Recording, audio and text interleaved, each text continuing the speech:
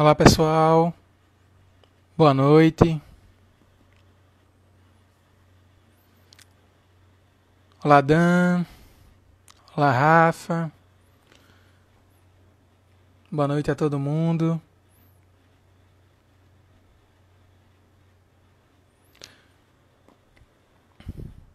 A gente vai dar um tempinho para que todo mundo possa entrar, tá pessoal? Desde já agradeço a participação de todo mundo, tá? Rose já tá por aí, né Rose? Olá,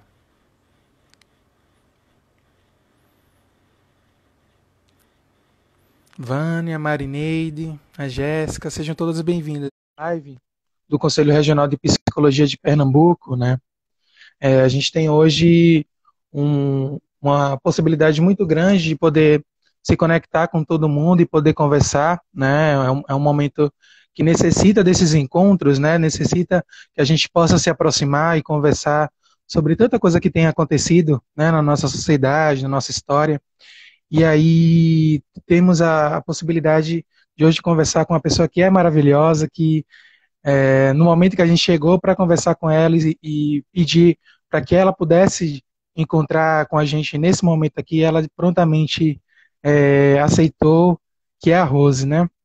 É, esse é um debate que a gente está construindo como um Conselho Regional de Psicologia, né? Eu faço parte da Comissão de Enfrentamento ao Racismo, o meu nome é Wellington Albuquerque. Atualmente a gente está nesse momento, nessa caminhada de debater sobre como é que essa pandemia, na pandemia do Covid-19, ela pode afetar a saúde da população negra, né?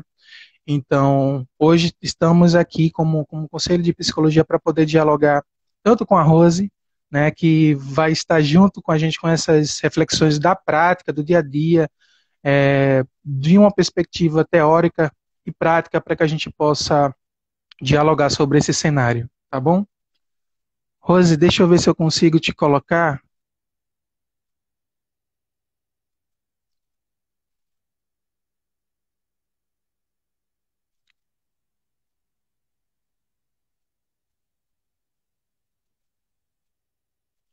Vamos lá.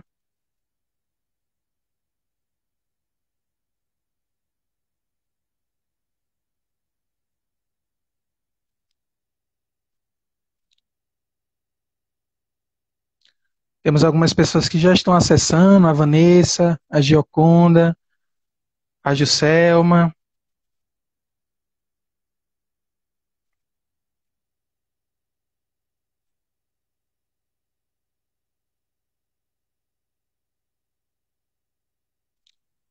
Isso, Rose, tenta me chamar para ver se eu consigo aceitar aqui. Perfeito.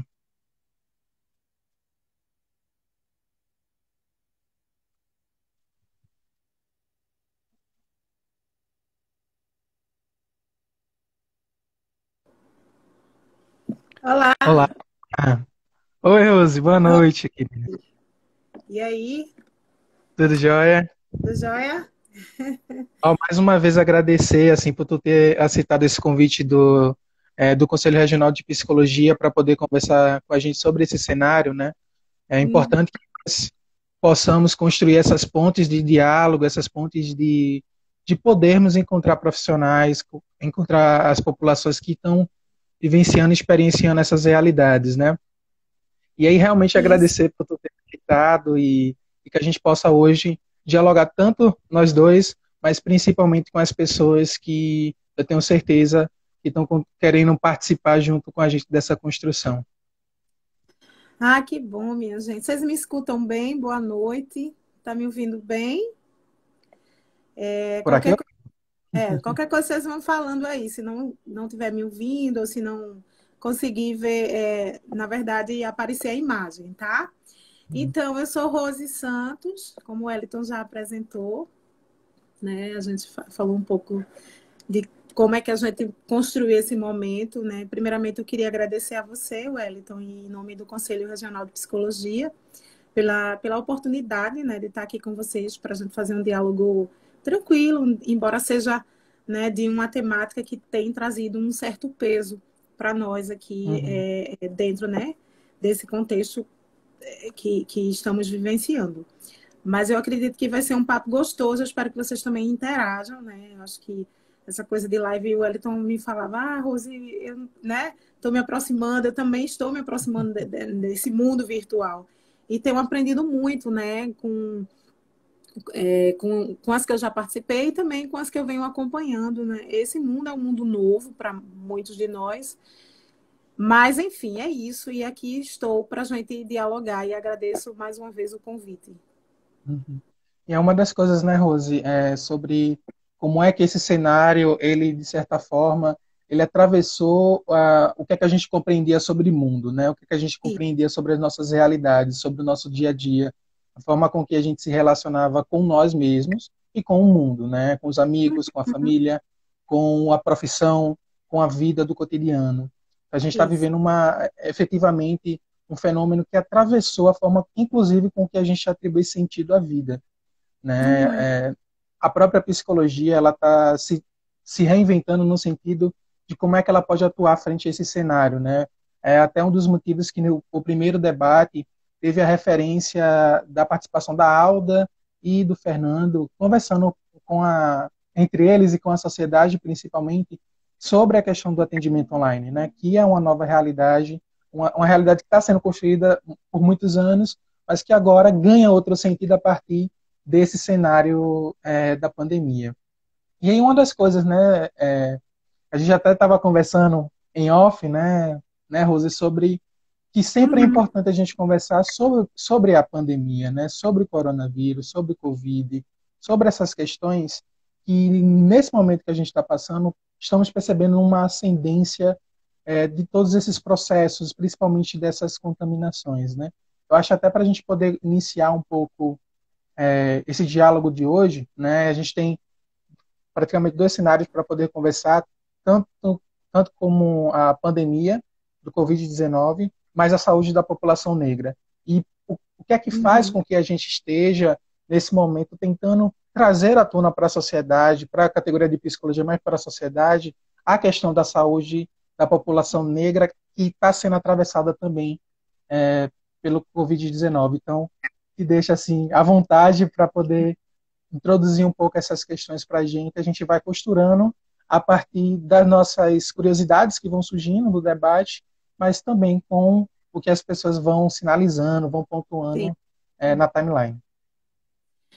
Então, Wellington, essa temática é uma temática que a gente já vem discutindo, né? Vamos dizer, desde nos princípios da pandemia, a gente começou a pensar, né, a partir desse momento, como é que a população negra, como é que as pessoas negras, como é que essa população ela vai se reinventar perante a mais um, né, na verdade, a esta pandemia, né? E aí eu tenho participado de vários espaços, eu acho que isso tem enriquecido muito, acho que os debates, e isso vai fazendo com que a gente vá fazendo algumas percepções, né, ao longo dessa jornada. Quando você me faz, quando você me faz o convite, quando eu venho para cá, para esse espaço, entendendo que esse espaço, ele é um espaço que traz essa questão da psicologia, né, do olhar para a saúde mental, para o olhar da saúde emocional, né, para o olhar para a saúde psíquica, eu digo que esse é um espaço muito caro também para nós, população negra, não é? Porque quando a Uhum. gente vai refletir sobre o que é que a psicologia traz com relação ao racismo, por exemplo, né, o racismo estrutural, nós sabemos que nós temos um pouco, né, de dificuldade dessa compreensão, muitas vezes por parte da própria psicologia.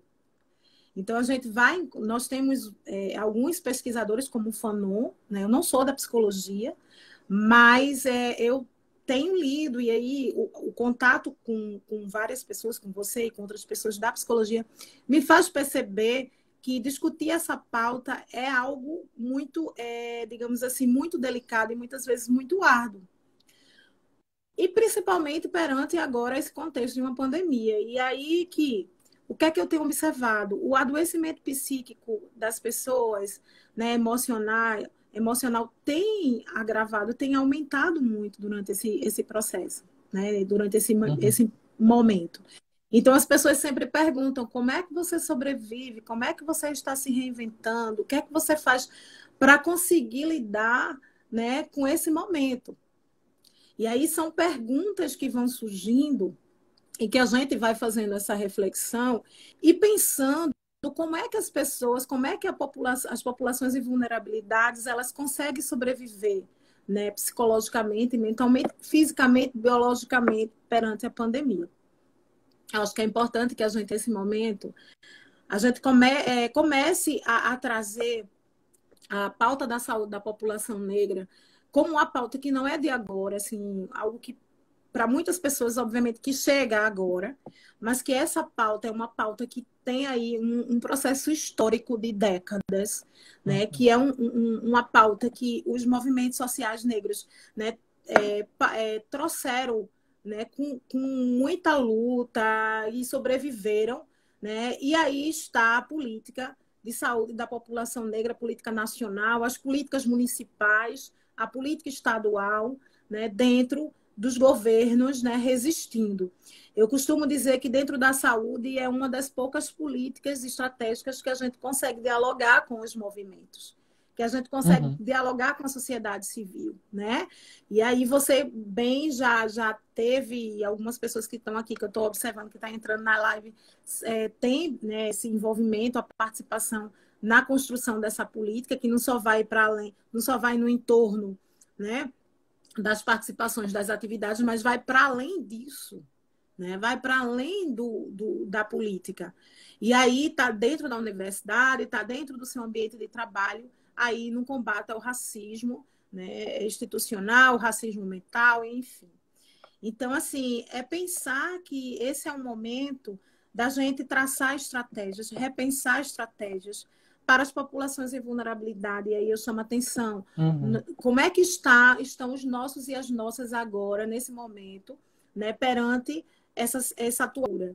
Eu digo os nossos e as nossas, pensando nas pessoas que estão nas comunidades, nas periferias, nas favelas, sem acesso a saneamento básico, sem acesso a uma coleta de lixo adequada, as pessoas que não têm acesso nem minimamente ao serviço de saúde. E aí, como é que essas pessoas resistem a esse momento? Né? Como é que a gente tem, os governos, o Estado tem assegurado políticas públicas para essas populações? Então, são questões que a gente vai precisar dialogar e a gente vai precisar ir para o enfrentamento. Obviamente que eu penso Uhum. aqui que tem ONGs, tem a própria universidade, a própria academia já se posiciona, né, com atividades, e a gente tem a questão do quesito cor sendo pautada, mas assim, é algo de se repensar, né? Porque essa questão do isolamento social ela é extremamente importante. A gente sabe que hoje é o nosso melhor remédio contra o coronavírus, enquanto não Uhum. chega a vacina. Mas como é que é dialogar essa questão do isolamento social para as nossas populações, para a nossa comunidade, né? Para as nossas favelas, para as nossas periferias? Então, assim, é repensar isso. Né? Então, assim, saúde da população nesse contexto de hoje seria mais ou menos esse panorama, né? A gente está Uhum. aí repensando estratégias de enfrentamento.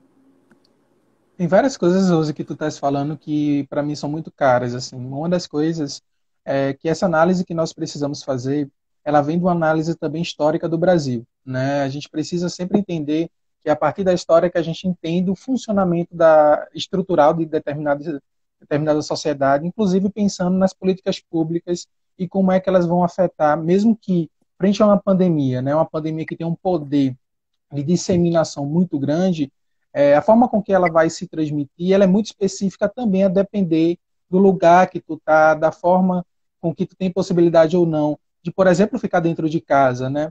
Então, o isolamento social ele é uma ferramenta importante no processo da gente pensar formas de achatar a curva, né? Que essa curva ela não seja, ela não exploda literalmente, mas que principalmente como é que nós podemos pensar nas populações que estão em situações de maior vulnerabilidade frente a esse contexto que a gente está debatendo, né?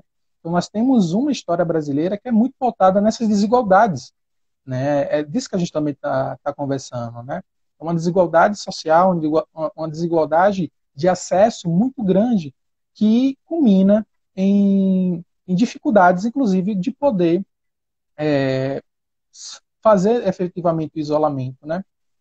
Uma das coisas, assim, é como é que esse contexto em que muitas vezes a gente sabe a rotina da população, que é uma rotina muito exigente, no sentido de precisar trabalhar para poder comer, precisar trabalhar para poder sobreviver, e esse atravessamento ele acaba limitando com que esses acessos eles ocorram.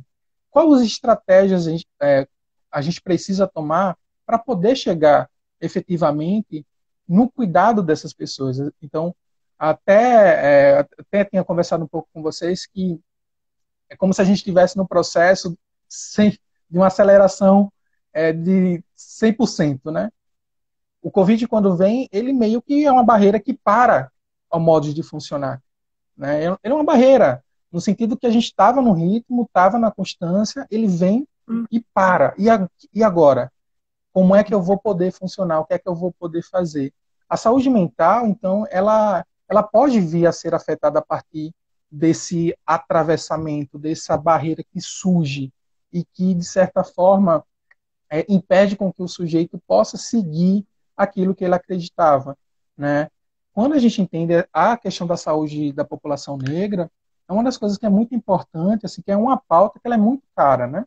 É uma pauta que ela é histórica também. Os movimentos sociais eles vêm sempre buscando debater de que forma nós podemos construir ferramentas para chegar na população. Eu acho que uma das coisas é isso, como é que nós podemos trazer esse acesso, né, ofertar esses encontros. As ferramentas da internet elas estão sendo muito potentes, mas uma das coisas, Rose, que eu vejo que está sendo muito interessante é como as comunidades elas estão se ajudando, né? A gente está vendo muita resistência e muitos enfrentamentos das comunidades. E eu fico pensando assim, o poder do coletivo, do território, da comunidade, da integração, o poder desses espaços para a saúde mental, no sentido de que, olha, eu posso precisar estar isolado dentro de casa, mas não existe uma solidão no sentido de que a comunidade pode se apoiar, as pessoas podem se apoiar. Quando tu fala, inclusive, dessas questões das ferramentas, eu fico imaginando, né, que tipo de ferramentas é essa, como é que está a atuação mesmo, assim, do dia a dia. Então, Wellington, você tocou num ponto que eu acho que é importante que a gente traga, que é o processo de historização da população negra, né? Sempre que eu venho conversar e sempre que eu falo da política, a gente não pode deixar de fundamentar, né, de onde surge o racismo, né? De onde surgem todo o processo racial de que a gente hoje vivencia. Então, a partir do momento, a partir da escravização nossa, né, dos nossos descendentes, dos nossos ancestrais para essa terra, a gente carrega uma série de questões que a gente hoje tem como reflexão. Os nossos corpos negros, eles foram muito massacrados, violentados, mortos, né? E hoje a gente paga um preço muito alto, principalmente na nossa saúde mental, né? Porque quando a gente vai e faz um panorama, né, do que é a saúde da população negra, a gente vai fundamentar essa saúde no processo histórico, aonde o racismo ele é algo determinante para a qualidade de vida das pessoas. Então, quando a gente pega essa questão de que o racismo estrutural, ele estrutura muitas vezes as nossas relações, né? E ele estrutura a nossa qualidade de vida dentro dessa terra, dentro desse país, a gente tem questões que, por exemplo, hoje, perante uma pandemia, a gente é como se explodisse, sabe? Porque a ausência das políticas que ampara, né, justamente as populações, né, em vulnerabilidade, nesse momento, essas ausências, elas fazem com que essa população ela vá mais para a linha da morte. Né? Porque quando eu tenho dificuldade, por exemplo, em dialogar com uma comunidade, com um grupo de pessoas que está dentro de um entorno de uma comunidade, que essa comunidade ela tem ausências de políticas públicas, perante essa pandemia, eu tenho isso muito mais agravado. Né? Então, nesse momento, até uma pessoa escreveu aí, E as pessoas que não têm acesso à live, à internet, por exemplo, à tecnologia, existem milhares de pessoas. Porque, assim, ainda esse instrumento que você, nós estamos utilizando aqui, é um instrumento ainda de privilégio, é um instrumento ainda voltado para um grupo pequeno da sociedade, né?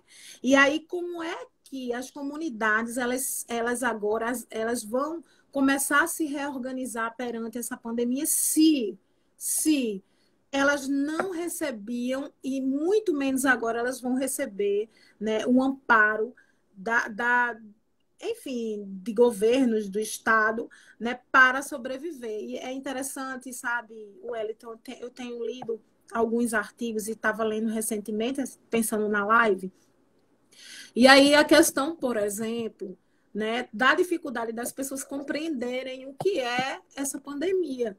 Então, isso me inquieta muito, sabe? Porque a gente fala tanto em isolamento social, que é importante, a gente acabou, né? Começou reiterando, a gente respalda que é o melhor remédio hoje, mas a gente esquece que é preciso assegurar qualidade de vida para essas pessoas, para que elas possam se isolar em casa, para que a maioria das pessoas que vivem dentro das periferias, das comunidades e favelas, não tem a mínima condição de ficar em casa, né? E quando se tem uma casa, porque a gente pensando nas populações de rua e na rua, a gente aí também vai para uma outra reflexão. Então, eu venho por uma outra lógica que era, antes essa questão do isolamento social era algo muito duro, assim, muito, né, frio, assim. Eu venho de uma escola chamada Saúde e muitas vezes a gente tem essa coisa. E aí, devido à minha experiência com a sociologia, com esse campo sociológico, com a psicologia, eu comecei a refletir e perceber que essas pessoas, Wellington, elas também não recebem educação em saúde dentro das comunidades, sabe?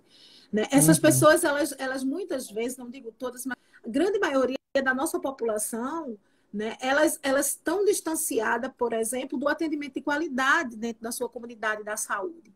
Porque o programa de saúde da família, a estratégia de saúde da família, ela vem para fazer um link com o território.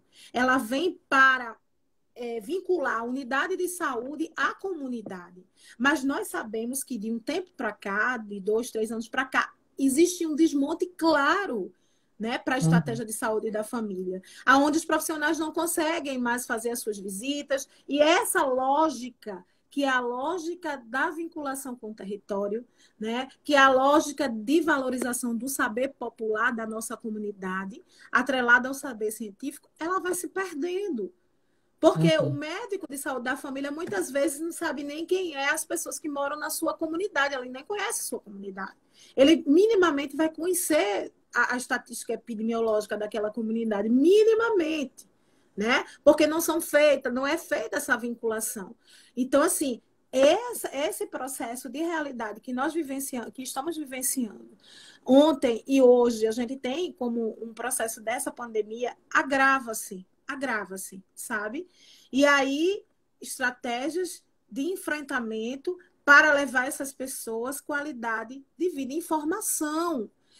Informação. Essas pessoas não só estão na rua porque elas gostam, porque elas são teimosas, mas é porque muitas vezes não há condição nenhuma de ficar dentro da sua casa, são 20, 30 pessoas, né? Então, assim, como é que o governo ele vai oferecer para essas pessoas, como é que o Estado entra nesse momento para dar subsídio e respaldo para essas pessoas ficarem em isolamento social? Então, são questões que a gente vai precisar pensar. E tudo isso há uma pressão psicológica. Porque, assim, eu tenho uma casa, né, eu moro numa casa, consigo fazer meu isolamento social.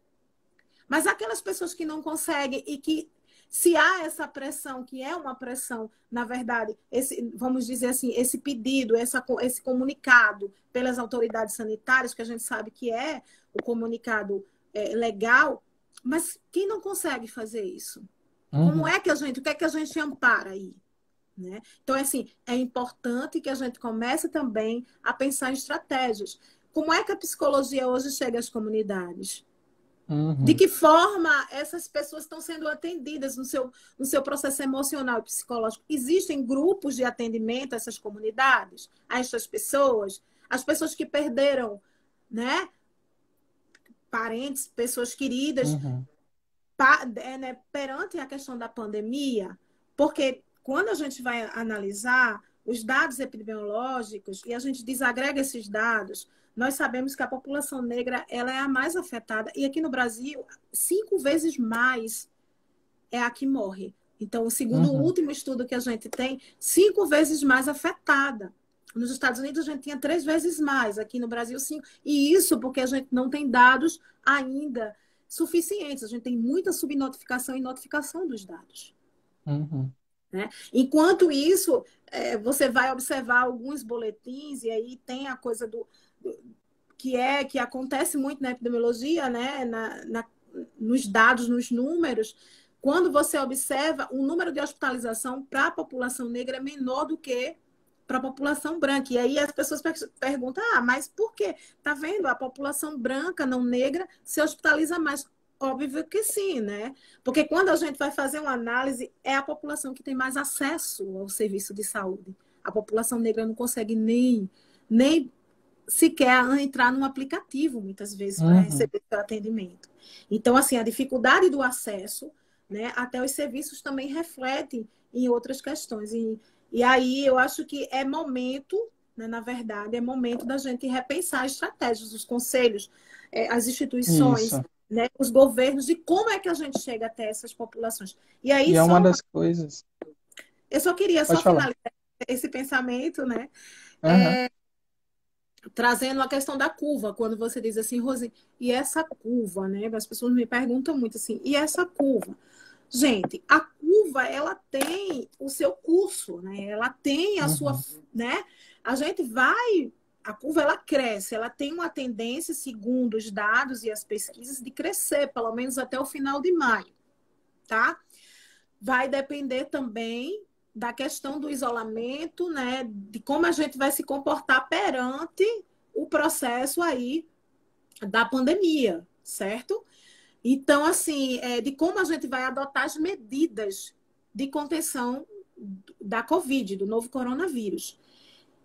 Mas aí é uma coisa que a gente também tem observado. A curva cresce, cresce. Mas uma coisa da curva que tem me chamado a atenção, Wellington e minha gente, todo mundo que está participando, Uhum. são o número de óbitos em domicílio.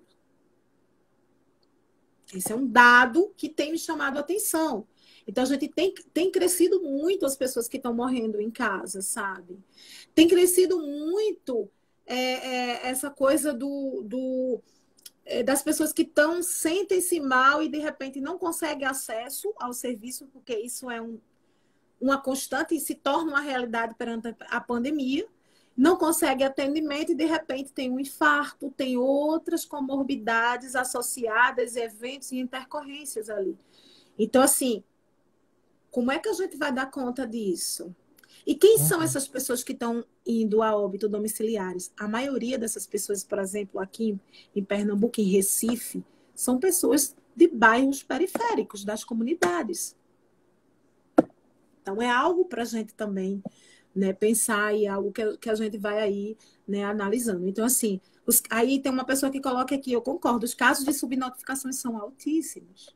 A gente tem, Exatamente. né? Mas é que essa questão da subnotificação, depois eu quero fazer um comentário. Isso. E assim, uma das coisas, Rosas, que eu lembro de algumas reportagens, inclusive, que tentam nomear as pessoas que faleceram durante esse processo nesse lugar de, olha, elas são determinadas pessoas que vêm de determinados lugares, né, para que a gente não apenas utilize dados e acabe perdendo a questão humana no processo, né? São pessoas que estão morrendo durante esse percurso todo. E uma das coisas assim que tem muita gente interagindo com a gente, e aí a Gioconda estava falando que, inclusive, provavelmente potencializado porque tu tá sinalizando, né, que a psicologia ela precisa estar atenta aos agravos gerados pela pandemia. O impacto em nosso fazer é direto, né? Tem algumas pessoas falando sobre a questão do medo também, o medo causado por esse contexto, né? A, eu não vou conseguir pronunciar, mas uma das pessoas tinha falado sobre os casos da subnotificação, né? Uma das E, coisas, uma das coisas assim, até para que tu possa adentrar essa questão da subnotificação, que eu acredito que ela é muito potente para entender o cenário, inclusive, sobre a população negra, né? Até se tu puder falar um pouco sobre o quesito raça cor e como é que ele entra nesse cenário, uhum, era sobre algumas ações que o Conselho de Psicologia está realizando, né? Então, a função do Conselho de Psicologia é orientar, disciplinar e fiscalizar a categoria. Esse é o momento em que o âmbito da orientação, frente a essa realidade, ela está se dando de forma muito constante, né? Até a própria questão dos atendimentos online vem de uma postura do Conselho Federal e dos Conselhos Regionais de Psicologia. Tu uhum. tinha falado alguma coisa? Não, não, eu disse ótimo, né? Eu acho que é Isso. importante. Tranquilo. Isso, até porque a gente tem uma categoria muito grande e nesse momento todo mundo se pergunta, olha, como é que eu posso atuar, de que forma eu posso atuar? E o conselho, ele busca criar esses mecanismos de base de orientação para os profissionais, né? Então, é uma das questões assim que a psicologia ela está buscando sempre tensionar o seu próprio saber e se posicionar frente a essas realidades, né? E uma das coisas assim para que tu possa até entrar nessa questão da subnotificação, o que é que tu observa, o que é que tu percebe desse cenário sobre isso? Então, quando a gente fala dessa questão da subnotificação, a gente é preciso entender um pouco, né, que nós temos alguns instrumentos no sistema de saúde, né, que precisa ser notificado, Uhum. né, assim, é importante trazer porque tem algumas pessoas que são de outras áreas e às vezes a gente fica falando, né, para a gente mesmo. E eu acho que é importante ampliar. E dentro desses instrumentos, a gente tem aí, por exemplo, o quesito cor, tá? Vou entrar no quesito raça-cor. E o que é que acontece? Muitas vezes os profissionais eles não preenchem esse quesito raça-cor, tá? Eles deixam esse quesito em branco, né? E quando não deixam em branco, eles colocam um dado que tem lá, porque a gente tem 5 marcadores raciais: preto, pardo, amarelo, indígena e branco. Só que existe um outro que é o ignorado. Então, a gente tem muita presença, muitas vezes, de observar as fichas, isso em qualquer setor da saúde, e perceber que o ignorado ele ainda é um dado muito alto, né? Isso gera uma subnotificação, né? E quando a gente também percebe que também não tem esse preenchimento, a gente deixa o que nós chamamos de não notificação, não foi notificado.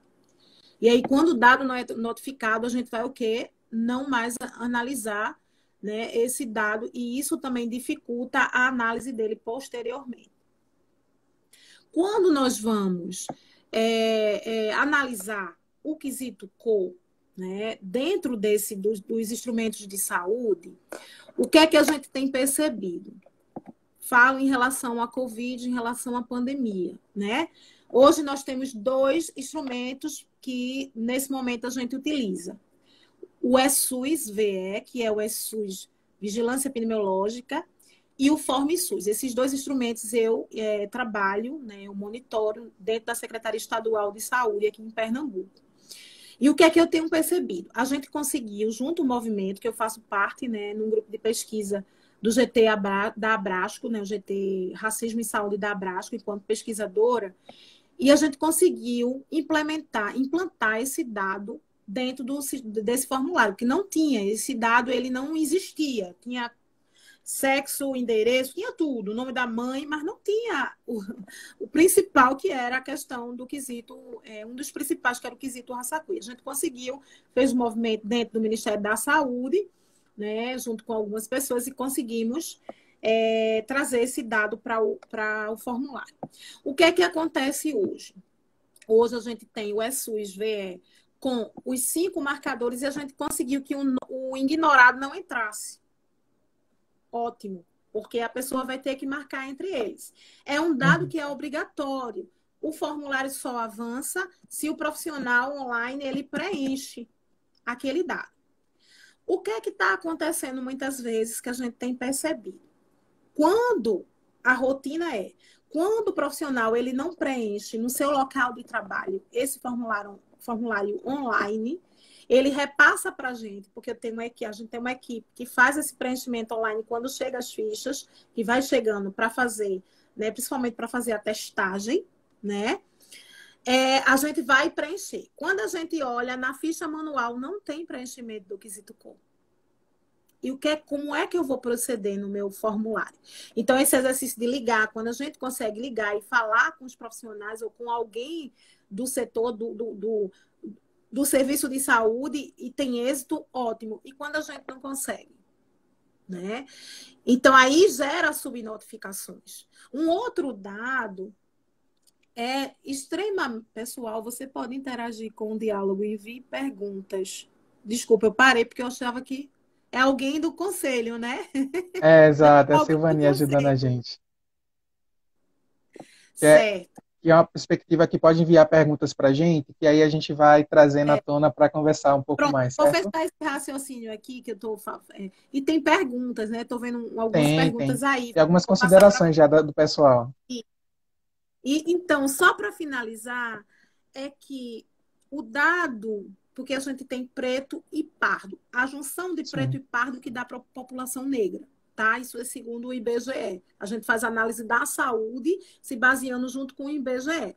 O que é que eu tenho percebido? Existe muito preenchimento da população parda. Então, assim, desse dado do quesito pardo, ele tem crescido muito. E isso Uhum. gera uma outra discussão. Mas aí eu queria passar para você ver as perguntas das pessoas, porque eu quero interagir, eu gosto de interagir. E uma das coisas assim que o Sabino, ele inclusive está colocando, Rose, que é bem importante para a gente Sou o entender. Wilson Sabina, do Pará, viu? De Santarém. Tem gente de outros Olha aí, estados. que legal. Boa. Sejam bem-vindos, pessoal, todo mundo, tá? É, Aham. ele tinha colocado o seguinte, Rose, que é bem importante esse comentário. Nos dados ignorados, não está na subjetividade do técnico que preenche. O, o que Racismo está na estrutural. realidade é o racismo estrutural, né? Inclusive Isso, para que a gente possa compreender assim o que é que perpassa a subjetividade do sujeito e no isso. momento de preencher o quesito raça-cor, o que é que aciona nele naquele momento, né? E aí essa questão do Uhum, racismo estrutural para que a gente possa trazer à tona, até para a gente poder conversar. Teve outro uhum. comentário que eu achei, deixa eu ver aqui, um pouquinho antes, acho que é da Rossane, se eu não me engano, aqui. Boa noite, importante tema. Sobre essas subnotificações e mortes em casa, é preciso que cobremos ações das autoridades. A Anistia Internacional está lançando uma campanha Nossas Vidas Importam. E aí ela Ah, coloca a com os importância isso. isso, e aí ela coloca a importância dos conselhos regionais estarem presentes nesses espaços, né? Isso, isso. Isso. E é bem Pronto, então. importante a gente conversar sobre o racismo estrutural, né? Pode ficar à vontade. Então, vamos lá. Então, o racismo, a gente tem várias formas de racismo, né? De racismo. Uhum. Eu costumo dizer que o racismo estrutural é ele que estrutura as outras formas de racismo que a gente tem dentro da sociedade brasileira, né? É aquele que vem subsidiar, por exemplo, o racismo institucional na saúde. Então, para um profissional de saúde, né, muitas vezes o preenchimento desse dado é algo sem importância, né? Uhum. Dependendo do seu olhar, dependendo da sua sensibilidade, né? Ele vai ali observar esse dado e vai desconsiderar, até mesmo porque dentro do racismo institucional, esse dado, né, o quesito raça-cor, ele não é um dado que é qualificado, ele não é, vamos dizer assim, não existe uma potencialização para esse dado. Então, muitas vezes, os profissionais nem conhecem o dado, esse campo, porque não se tem o diálogo, né? A política de saúde da população negra ela não consegue chegar, principalmente até a ponta, até os profissionais da ponta, que são eles a maioria que fazem o preenchimento. E atrelado a essa questão, existe muito a questão da resistência através desse racismo estrutural, né? Uhum. De que traz muitas questões que vêm a partir do processo de escravização, aonde a população negra, nós negros e negras, nós fomos distanciados da ciência e do saber. Então, muitas vezes, quando uma pessoa procura uma unidade de saúde dentro de uma comunidade, dentro de uma favela, dentro de uma periferia, ela sofre, ela passa pelo processo, né, da discriminação racial, né, da discriminação intelectual, que é fundamentada no racismo estrutural, né, que muitas vezes o profissional, mas será que você vai entender? Eu estou falando aqui, mas será que é de compreensão, entendeu? Então, essas coisas, Uhum. essas questões, ela vai fundamentando e vai refletindo nas práticas, né? E aí também entendendo Silvio Almeida, eu recomendo sempre o livro de Silvio Almeida Muito para as bom. pessoas lerem sobre racismo estrutural. Ele traz muito o processo do racismo estrutural atrelado à epidemiologia. Uhum. Porque a epidemiologia, essa coisa dos números, dos dados, é algo muitas vezes puramente técnico, puramente matemático. E a gente precisa transformar esses números em algo social, em pessoas, Uhum. qualificar esses dados, né? E aí, fazendo isso, essa qualificação, a gente tem aí um processo de enfrentamento também a esse racismo, né, estrutural. Então, assim, é algo que a gente vai precisar debater e o Sim. racismo ele tem várias faces, eles têm várias nuances, né? Hoje a gente tem uma constância muito grande do racismo subjetivo. Uhum. Eu estava lendo sobre essa questão do racismo estrutural e, de repente, dentro da leitura, aparecia o racismo subjetivo, né? Aquela da E uma das coisas, subjetividade. Uzi, até para acrescentar nisso que tu estás falando, é entender que o racismo estrutural ele é estruturante de subjetividades, né? Então, a gente Sim, fala de um processo de subjetivação que é marcado por diversos contextos de discriminação racial, de sofrimento, causado por essa estrutura racista, que estrutura o modo de funcionamento do Estado, do Brasil, efetivamente, né? Quando, inclusive, o professor, né, isso, ele fala isso. sobre essa questão da subnotificação e o que é que ativa, aciona o sujeito nesse momento, né? A gente está falando também desse aspecto do processo estrutural. Quando a gente, inclusive, está conversando sobre a questão dos corpos negros que, de certa forma, estão sendo, não sei se eu poderia dizer atacado, na falta de uma palavra melhor, mas que, de alguma forma, a população negra está sendo afetada diretamente sobre a questão do Covid-19, e esses sujeitos, esses corpos que transitam, eles não são olhados de forma mais carinhosa, não são olhados de forma como é que eu vou construir políticas públicas específicas para essas populações. A gente está falando também que tem um racismo que está sendo acionado nessas relações, né? Então, entender que esse racismo estrutural ele está na estrutura de funcionamento do Brasil. E essas desigualdades que nós observamos, elas são uma repercussão dessas estruturas, né? E elas têm um sentido, inclusive, por existir, e que é muito complexo o que a gente está debatendo agora, porque a gente está, hora ou outra, falando de um fenômeno que está acontecendo agora, mas a estrutura dessas, e como é que, por exemplo, a população ela não consegue ter acesso ao teste, acesso ao hospital, acesso a tanta coisa, né? Quem é que são essas pessoas? Qual o corpus dessas pessoas? Inclusive, o Joedson está falando sobre a Da questão da necropolítica. necropolítica.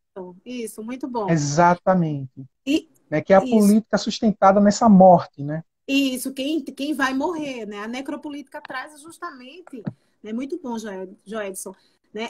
Essa escolha, né? Essa coisa vai escolher agora, nesse momento, quem vai viver. A gente vivencia isso, por exemplo, com os leitos de UTI, né? A não Sim, sim, sim. democratização dos leitos de UTI, ele Uhum. traduz uma necropolítica.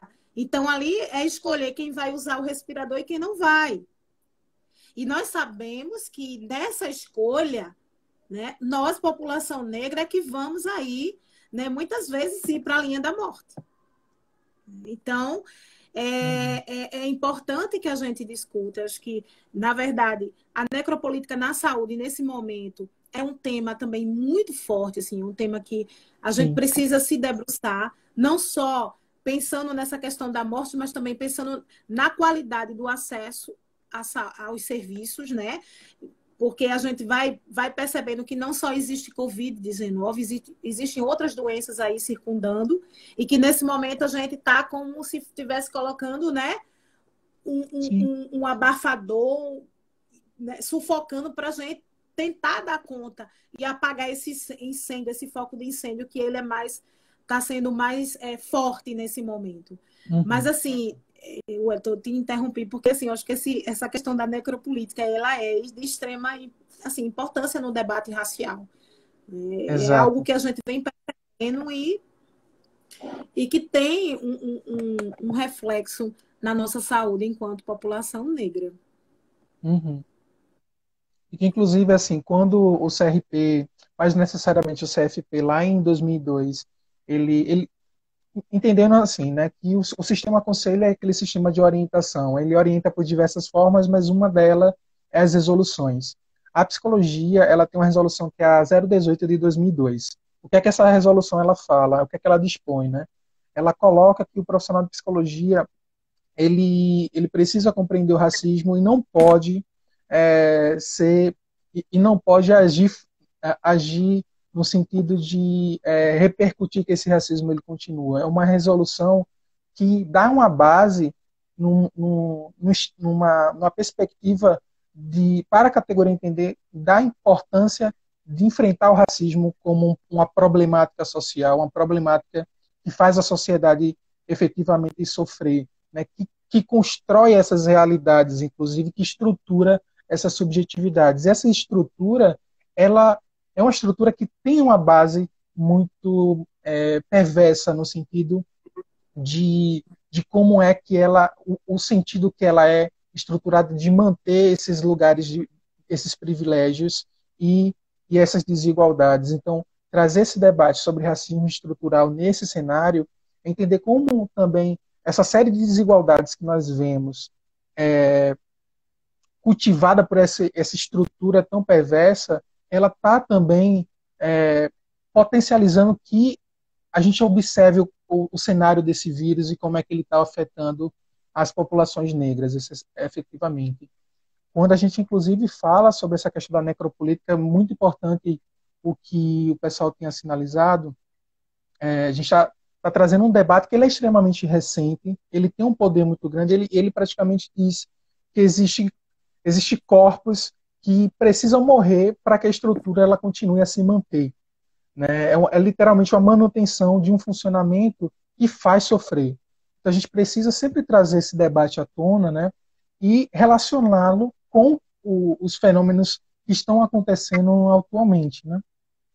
A Silvani estava falando sobre a questão da resolução Ela, 018 de ela colocou 2002, aqui, Wellington. e Ela isso já que ela colocou. estabelece normas de atuação para os psicólogos em relação ao preconceito e à discriminação racial. E a Gioconda estava falando que não podemos ser omissos frente ao que está acontecendo, né? Uhum, sim. Eu acho que nós estamos já bem próximo, né? Tem que prestar atenção, viu, Wellington, nessa coisa do horário, Temos porque 10 senão. minutos. Ah, tá. Porque se deixar, eu vou embora, né? Uhum. Então, essa resolução, acho que Silvani colocou aqui, né? Acho que é importante que as Colocou. pessoas acessem, né, a atuação dos psicólogos, né? É, em relação ao preconceito, discriminação racial e racismo. E aí eu acredito que é de extrema importância que vocês se posicionem e tragam, né, essa visão, principalmente nesse momento. Nesse momento, a gente tem aí uma sobrecarga da saúde mental das pessoas em grande potencial. Vamos dizer que a saúde biológica e física, ela tem aí, a gente tem em consideração dessa saúde, mas se a gente for pensar, grande parte das pessoas nesse momento estão passando por processo de sofrimento psíquico, né? Eu tenho escutado alguns colegas da saúde, né, muitas vezes relatando que estão sentindo os sintomas psicologicamente, né, a sobrecarga do psique, né? Eu não sou da área da psicologia, mas assim, isso chama a atenção de que elas sentem os sintomas, mas depois elas cai na consciência de que não são sintomas de verdade, assim, na verdade, biologicamente, né? É algo do imaginário, né? Dessa questão da sobrecarga nesse momento que essas pessoas estão vivenciando. Uma outra coisa, Wellington, acho que é importante a gente conversar e trazer, assim, eu acho que aqui um espaço que muito torna-se um espaço de muito debate, assim, eu tenho tido resultados positivos, legais, através aqui do Instagram, é que as pessoas têm me acessado muito com relação à testagem, a testes, né? Vamos testar a população em peso, em massa. Seria bom? Bem, seria bom. Agora, a gente precisa entender que só o teste ele não vai traduzir qualidade de vida para a gente, né? Eu acho que é importante as testagens. A gente tem aí, né, uma dificuldade justamente em adquirir esses testes porque é uma crise mundial. Mas o Brasil, por ter se posicionado muitas vezes, né, o Brasil hoje a nossa postura, né, perante os outros países tem dificultado muito. Eu digo para você, até mesmo na questão da pesquisa. Eu conheço amigos pesquisadores que estão com dificuldade de dialogar com outros países, pela postura que se tem tomado, né, na verdade, a nossa liderança, né, presidencial. Então, preciso falar isso para vocês. A gente não pode aqui, né, deixar de trazer, porque é real que a ausência da responsabilidade na fala e na condução do país perante uma pandemia como esta pode nos colocar numa linha muito tênue. E a gente tem enfrentado isso, né? E é importante também que a gente pense que os testes, eles chegam, e a gente tem aí os testes rápidos que estão chegando, que as pessoas têm corrido muito atrás dessa testagem rápida, e que são testes que têm aí uma eficácia, mas eles ainda não têm uma eficácia, vamos dizer, próxima aos 100%. O que a gente tem de dificuldade, por isso que o governo de Pernambuco se posiciona com restrição, e eu entendo, perante as testagens rápidas, é porque existe um grande número de falso negativo, tá? Porque uma vez que a gente testou uma pessoa e deu falso negativo, ela vai ter ciência, receber o resultado de que não está com o novo coronavírus e ela vai ter sua vida aí continuada. A exposição com outras pessoas, se tiver isso, é muito perigoso. No entanto, ela está positiva. Ô, Rose, o que é que seria esse falso negativo? Então, vamos lá. Por exemplo, o falso negativo você vai fazer o teste e, de repente, o resultado é positivo, mas ele traduz negativo. A gente diz que é um falso negativo, que, na verdade, ele é positivo. E na testagem rápida, isso acontece com a grande escala, assim, com a porcentagem alta, né? Por isso que o teste rápido, ele é recomendado muitas vezes para as pessoas que já tiveram a doença, a Covid, e ela vai fazer uma retestagem para saber como é que está alguns níveis, né, de GG e GM, que são hormônios, que são, né, taxas, né, dentro do processo da imunidade, para saber se ela está preparada a voltar, por exemplo, ao ambiente de trabalho, como é que está a questão imunológica dela, tá? Sim. Tem países que utilizam teste rápido para fazer para a população inteira? Tem. Mas a gente tem um cuidado com esse tipo de testagem. Por isso que Pernambuco optou em fazer uma compra maior do RT-PCR, que é aquele do SUAB, né, que faz a coleta naso, né, e oro, que ele é mais invasivo, porque ele tem quase 100% de eficácia, tá? É importante que a gente traga essas informações para que as pessoas... Porque, assim, muita gente corre, eu vou na farmácia e está vendendo na farmácia. Calma, gente, assim, acho que é importante que a gente tenha direito em saber, mas é importante que a gente tenha um pouquinho de cautela nisso aí, porque a partir do momento que as farmácias começam a vender, que a gente encontre...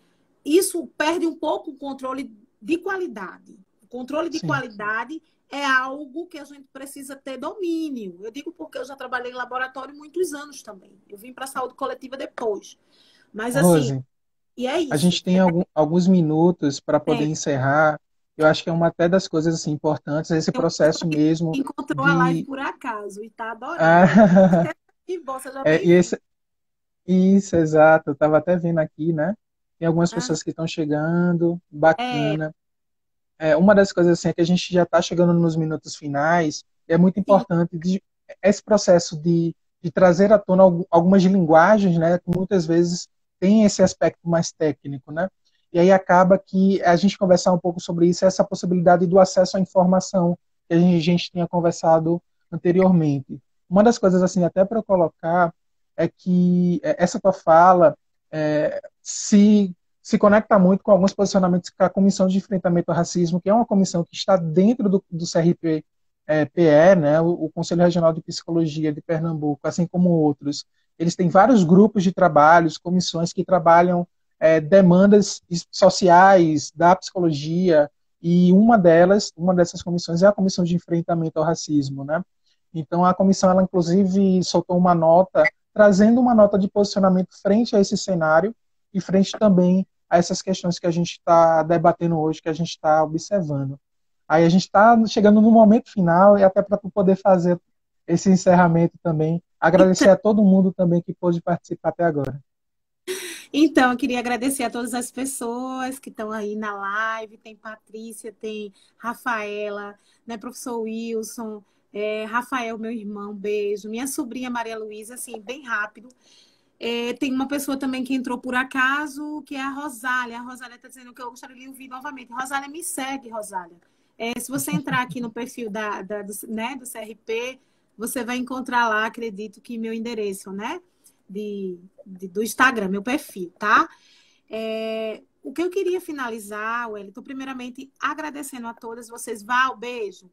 Agradecendo a todos e todas, né, pela oportunidade, pelo carinho, Gioconda, o beijo que eu estou lembrando aqui, pela oportunidade e dizer para vocês uma coisa que eu tenho observado muito, que foi alguém que colocou aqui, eu queria fechar com o processo da automedicação. Então, vamos ter cuidado com a automedicação, tá? É uma busca incessante por essa automedicação que já é cultural nosso, né? A gente tem como cultural essa busca de se automedicar, e que nesse momento pode ser muito perigoso. É importante, eu sei, compreendo, porque a gente não tem acesso às outras especialidades, a dificuldade é grande, então muitas vezes tomar um remédio para aliviar. Mas assim, prestem atenção nessa automedicação, porque ela pode futuramente nos trazer reflexos mais árduos. E dizer para vocês que esse momento que nós estamos vivenciando é um momento de aprendizado, é um momento de ressignificação, é um momento, muitas vezes, doído, delicado, muitas vezes pesado, mas a gente precisa ressignificar a nossa vida, a nossa condução, seja em qualquer área. E dizer também que a gente não volta mais à vida passada. Né? A vida já, aquele momento já passou. A gente vai aprender a ressignificar.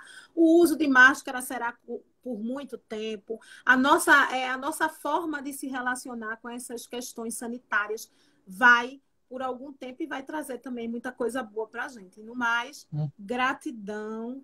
Eu desejo muita proteção para todos e todas. O Wellington, querido, muito obrigada, né, pelo convite em nome do Conselho. Estou bem feliz e estou à disposição quando vocês precisarem aqui para a gente estar fazendo um diálogo bem aberto, bem legal aqui. Rose, eu que agradeço, assim, eu acho que as tuas falas, principalmente essas finais, são falas muito acolhedoras e elas trazem muitos elementos para que a gente possa sempre estar nesse lugar de refletir tudo isso que está acontecendo, né?